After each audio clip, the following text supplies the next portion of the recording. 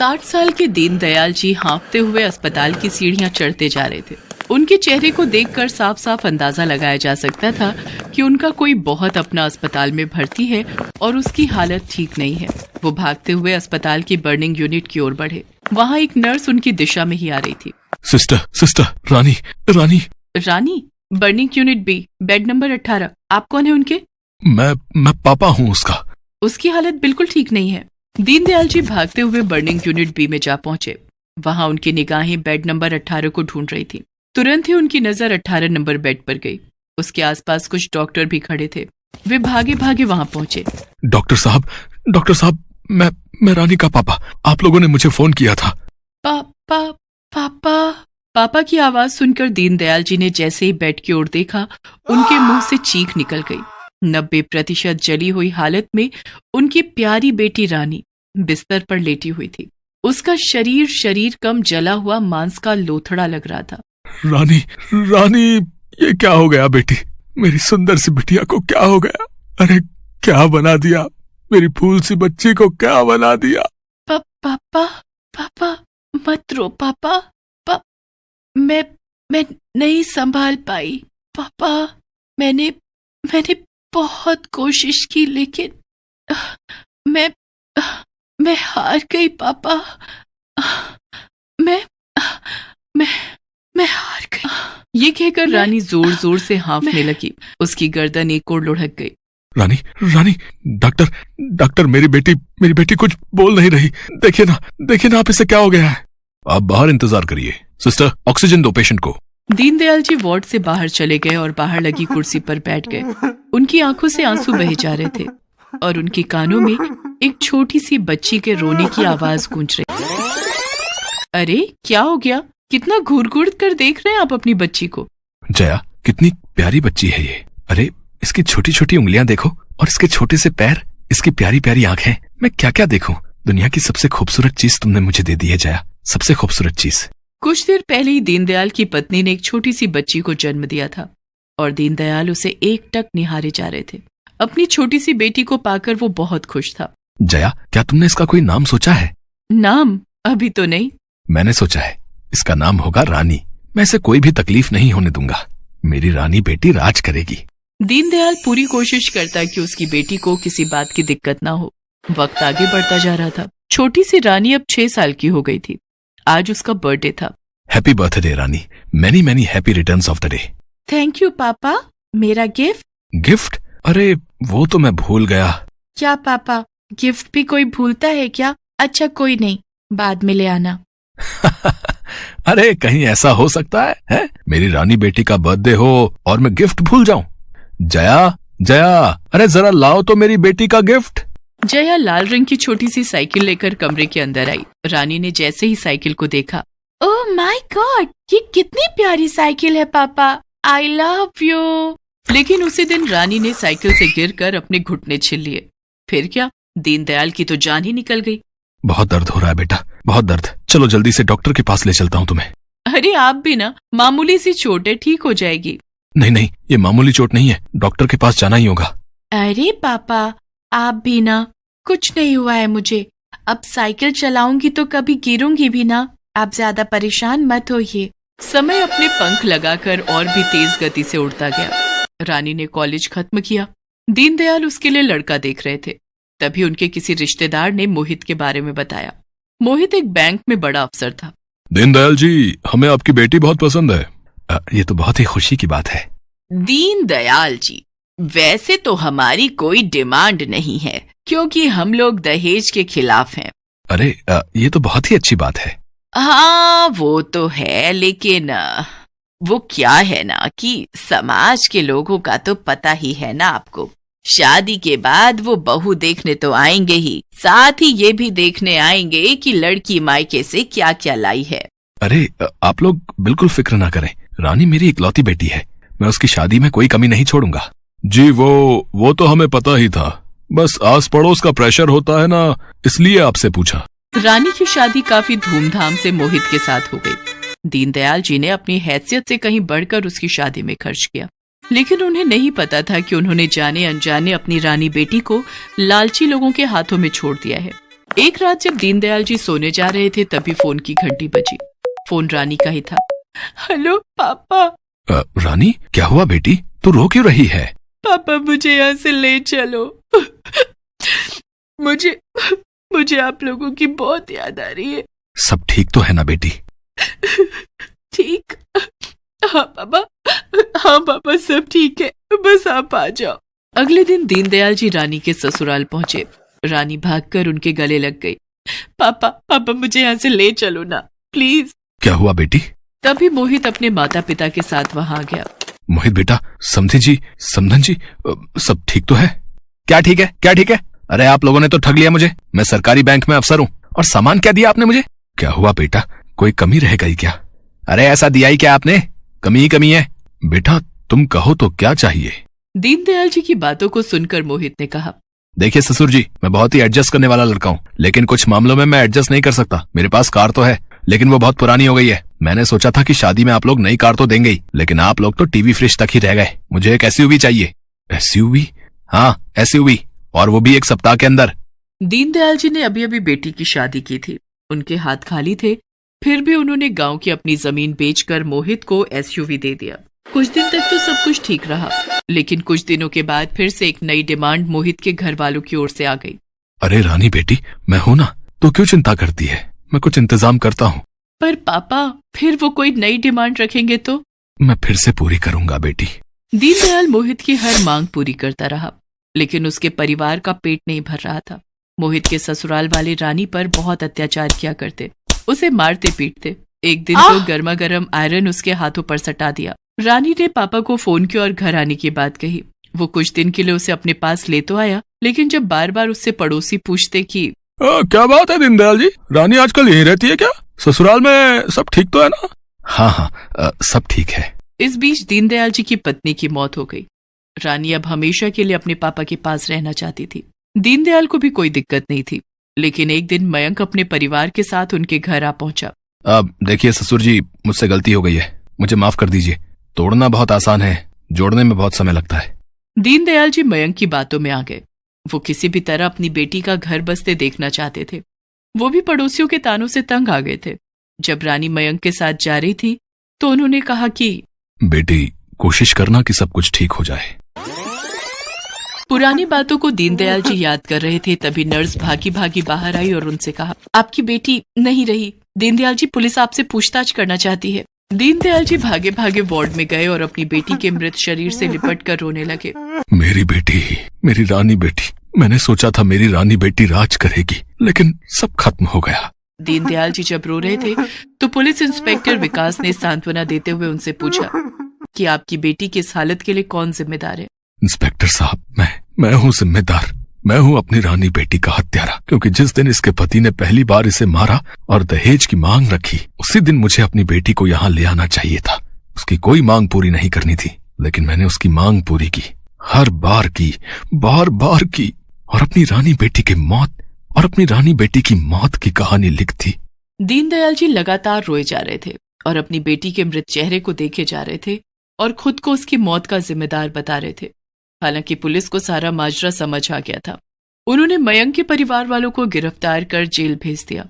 उधर शमशान में जब दीनदयाल जी अपनी बेटी का अंतिम संस्कार कर रहे थे तो मुझे माफ कर देना रानी बेटी, मैं चाहता तो तू सच में राज करती, लेकिन मैंने उन दहेज लोभियों के हाथों तुझे देकर सब खत्म कर दिया।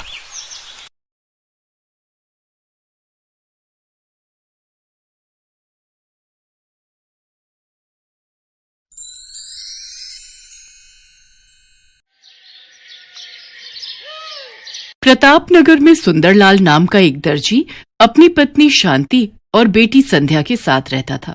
संध्या का रंग सांवला था, इसलिए उसके लिए कोई भी रिश्ता नहीं मिल रहा था। इसी कारण सुंदरलाल और शांति परेशान थे। सुंदरलाल, मैंने कुर्ता पजामा सिलने दिया था, तैयार हो गया क्या? बस एक पक्की सिलाई करनी बाकी है रामलाल जी। अच्छा, फिर मैं लड़का भेजूंगा, उसी के हाथ दे देना। शाम को शादी में जाना है, इसलिए थोड़ी देर में करके दे दो।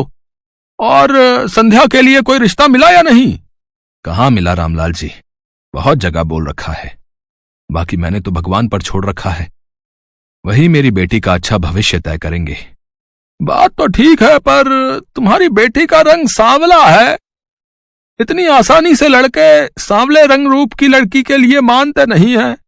इसलिए जब तुमने मुझे कहा था, मैंने भी इस बारे में किसी से कोई बात नहीं की। अच्छा, चलता हूँ, कपड़े भिजवा देना है। सुंदरलाल देखता है रामलाल की बातें संध्या सुन चुकी है, इसलिए उसने बात बदलनी चाहिए। संध्या बेटी, तू रामलाल की बातों का बुरा नहीं मानना, वो तो बस। बापू, मुझे पता है मेरे कारण आपको कितना सुनना पड़ता है। सब कितनी बातें बनाते हैं, मुझे अच्छा नहीं लगता। ना बेटिया ना, ऐसा कभी मत सोचना। तू तो हमारी जिंदगी से बढ़कर हमें प्यारी है। मैं भी आप दोनों से बहुत प्यार करती हूँ बापू।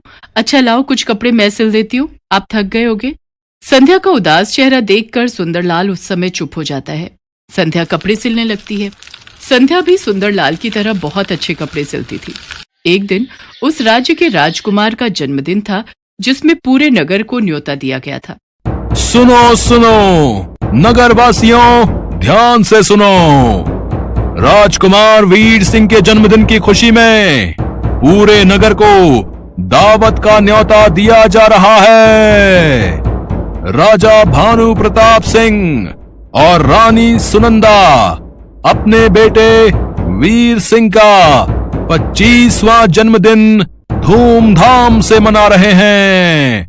अरे वाह, राजकुमार वीर सिंह के जन्मदिन की दावत सचमुच देखने वाली होगी। मैं तो बहुत सुंदर तैयार होकर जाऊंगी। मैं भी। पर हम राजकुमार को क्या उपहार देंगे? ऐसे खाली हाथ जाना तो अच्छा नहीं लगेगा। अरे हम क्या देंगे? हमारे माँ बापू भी तो जा रहे हैं, वही देंगे, हम क्यों चिंता करें। पूरे नगर के लोग राजकुमार के जन्मदिन में जाने की तैयारी कर रहे थे। सुनो जी, मैं सोच रही थी, हम दोनों तो जन्मदिन की दावत में जा नहीं रहे। तुम्हारी तबीयत भी ठीक नहीं है, पर किसी ना किसी को तो जाना चाहिए। इसलिए संध्या को उसकी सहेलियों के साथ भेज देते हैं, नहीं तो महाराज और महारानी को बुरा लगेगा। ठीक है, ये बात सही रहेगी संध्या बिटिया। तू राजकुमार वीर प्रताप जी के जन्मदिन की दावत के लिए चली जाना। ठीक है, आप चिंता मत करो, मैं रेखा और सुनैना के साथ चली जाऊंगी। संध्या राजकुमार के जन्मदिन के लिए जाने के लिए तैयार तो हो गई, पर वो यही सोच रही थी कि आखिर वो राजकुमार के लिए उपहार में क्या ले जाए। तभी उसके दिमाग में एक तरकीब आई। राजकुमार के जन्मदिन के लिए एक सुंदर सी पोशाक तैयार करके ले जाती हूँ, उनको पसंद आएगी। संध्या राजकुमार के लिए बहुत ही सुंदर पोशाक तैयार करती है और सबके साथ राजमहल पहुँचती है। बहुत संख्या में लोग जन्मदिन की दावत में पहुंचे थे। उन सबके बीच संध्या घबरा रही थी। राजकुमार को तो इतने ढेरों उपहार मिल रहे हैं, इतने सारे उपहार में मेरे द्वारा सिली हुई मामूली सी पोशाक क्या राजकुमार को पसंद आएगी? राजकुमार को अपने हाथ से देने की हिम्मत तो मेरे में है नहीं। चुपचाप उनके कक्ष में रख देती हूँ। संध्या पोशाक को राजकुमार के कक्ष में रखकर घर आ जाती है। संध्या बिटिया, तू राजकुमार से बिना मिले ही आ गई। उन्हें पता कैसे चलेगा कि तूने उपहार में उन्हें वो पोशाक दी है? कोई बात नहीं बापू, वैसे भी अब तक राजकुमार इतने सारे उपहारों के बीच मेरी दी हुई पोशाक भूल भी चुके होंगे। संध्या जैसा सोच रही थी वैसा कुछ भी नहीं था। राजकुमार जब कमरे में पहुंचा तो उसने वो पोशाक वहां रखी देखी। अरे, ये उपहार मुझे किसने दिया है? ये तो बहुत सुंदर पोशाक है, अद्भुत। मुझे जहां तक याद है सबने मुझे उपहार दिए। मैंने सबका चेहरा देखा, पर ये उपहार तो मेरे हाथ में किसी ने नहीं दिया। कैसे पता चलेगा कि ये उपहार किसने दिया है? और मेरे हाथों में दिए बिना ही यहां मेरे कक्ष में रख दिया। राजकुमार महाराज, महारानी, सेनापति, दास दासी सबसे पूछता है, पर किसी को भी इस बारे में कुछ नहीं पता था। राजकुमार हैरान रह जाता है कि ऐसा क्यों हुआ। किसी ने अगर इतना सुंदर उपहार देना भी था तो उसको सामने से देता, चोरी छुपे कौन रख गया? राजकुमार वापस अपने कक्ष में आता है, तभी उसकी नजर अपने द्वार पर अटके एक दुपट्टे के टुकड़े पर जाती है। राजकुमार महल की सभी दासियों से दुपट्टे के टुकड़े के बारे में पूछता है, पर किसी भी दासी के पास ऐसा दुपट्टा नहीं था। राजकुमार को यकीन हो जाता है कि ये टुकड़ा यकीनन उसी लड़की के दुपट्टे का है जो उसके कमरे में वो पोशाक रख कर गई है। राजकुमार इस बात का पता लगाने के लिए पूरे नगर में सैनिकों को भेजता है। वो पोशाक किसने दी उसके लिए सब मना कर देते हैं। भाई, हमने तो बहुत महंगा उपहार दिया था। राजकुमार को चांदी की प्याली दी थी। हमने ये उपहार में पोशाक नहीं दी। उस समय सुंदरलाल, उसकी पत्नी और बेटी संध्या जरूरी काम से नगर से बाहर गए हुए थे, इसलिए उनसे पता करना रह जाता है। पर सैनिक ये बात राजकुमार को नहीं बताते। राजकुमार बहुत परेशान था। अब तो उसके पास एक ही रास्ता था, इस दुपट्टे के टुकड़े की असलियत जानने का। माँ, पिताजी, अब मेरे पास एक ही रास्ता है। मैं अपना स्वयंवर रखना चाहता हूं, ताकि उस स्वयंवर में सभी लड़कियां आएं और वही पोशाक पहने जो उन्होंने मेरे जन्मदिन के उत्सव में पहनी थी। मुझे पता चल जाएगा कि यह दुपट्टे का टुकड़ा किसका है। फिर मैं उसी लड़की से विवाह करूंगा। इससे मुझे अपने प्रश्न का उत्तर भी मिल जाएगा। ठीक है पुत्र, अब तुम इस योग्य हो चुके हो कि तुम अपना जीवन साथी चुन सको। जैसी तुम्हारी इच्छा पुत्र। हम आज ही नगर में तुम्हारे स्वयंवर की घोषणा करवा देते हैं। राजकुमार उस दुपट्टे के टुकड़े के बारे में किसी से कुछ नहीं कहता। वो तो चुपचाप उस बारे में जानना चाहता था जिसके दुपट्टे का ये टुकड़ा था। नगर में घोषणा कर दी जाती है और ये बात सुंदरलाल के कानों तक भी पहुंचती है। संध्या बेटी, तुम्हें भी स्वयंवर में जाना चाहिए। तुम्हारे पिताजी ठीक कह रहे हैं संध्या बेटी। नगर की सभी लड़कियां स्वयंवर के लिए जा रही हैं। अगर तुम नहीं गई तो महाराज क्रोधित हो जाएंगे। उन्होंने नगर की सभी युवा कन्याओं को स्वयंवर के लिए आमंत्रित किया है। पर मेरा वहां जाने का कोई फायदा नहीं, क्योंकि मैं तो देखने में बिल्कुल भी सुंदर नहीं हूँ। राजकुमार तो मेरी ओर देखेंगे तक नहीं, फिर मैं वहां जाकर क्या करूंगी? बेटी, ये तो भाग्य की बात है। अगर तुम्हारे भाग्य में राज सुख लिखा है तो उसे कोई नहीं छीन सकता, और यदि नहीं लिखा तो तुम अपना कर्तव्य निभाकर लौट आना। नगर की सभी लड़कियां उसी पोशाक में राजमहल पहुंचती हैं जो उन्होंने राजकुमार के जन्मदिन के उत्सव में पहनी थी। राजकुमार की नजरें तो उस लड़की को ढूंढ रही थी जिसके दुपट्टे का टुकड़ा अभी भी राजकुमार के हाथ में था। राजकुमार ने आज वही पोशाक पहनी थी जो संध्या ने उसे उपहार में दी थी। इनमें से तो कोई भी लड़की वो नहीं है। आखिर ये किसके दुपट्टे का टुकड़ा है? कहीं मेरी ये योजना विफल ना हो जाए। राजकुमार अभी इस बारे में सोच ही रहा था कि तभी संध्या महल में प्रवेश करती है। संध्या ये देखकर हैरान रह जाती है कि राजकुमार ने वही पोशाक पहनी है जो उसने सिलकर दी थी। राजकुमार ने मेरी दी हुई पोशाक पहनी है। इसका मतलब राजकुमार को मेरे द्वारा सिली हुई पोशाक पसंद आई। ये देखकर मैं बहुत खुश हूँ। बापू और माँ अगर ये सुनेंगे तो वो भी बहुत खुश होंगे। संध्या अभी ये सब देखकर मुस्कुरा ही रही थी कि तभी राजकुमार वीर प्रताप की नजर उसकी पोशाक पर जाती है। यही है वो जिसकी मुझे तलाश थी। आप सब जानना चाहते हैं मैंने ये स्वयंवर क्यों रखा है? क्योंकि मैं अपना जीवन साथी चुनना चाहता था। जिस लड़की की मुझे तलाश थी आज वो मेरे सामने खड़ी है। मैं उसका नाम तो नहीं जानता, पर आज जो पोशाक मैंने पहनी हुई है उसी लड़की ने मुझे उपहार में दी थी। क्या वो लड़की मेरी जीवन संगिनी बनना चाहती है? सब लड़कियां एक दूसरे का चेहरा देख रही थी, क्योंकि उनमें से किसी ने भी ये पोशाक राजकुमार को नहीं दी थी। संध्या तो सच जानती थी। वो हैरान रह जाती है। राजकुमार उसकी ओर बढ़ता है और उसका हाथ थाम लेता है। राजकुमार, मैं आपके लायक नहीं हूं। आपको तो मेरे से भी सुंदर लड़कियां मिल जाएंगी। संध्या, प्रेम तो दिल से होता है। मैं तो उसी पल ही तुम्हें अपना दिल दे बैठा था।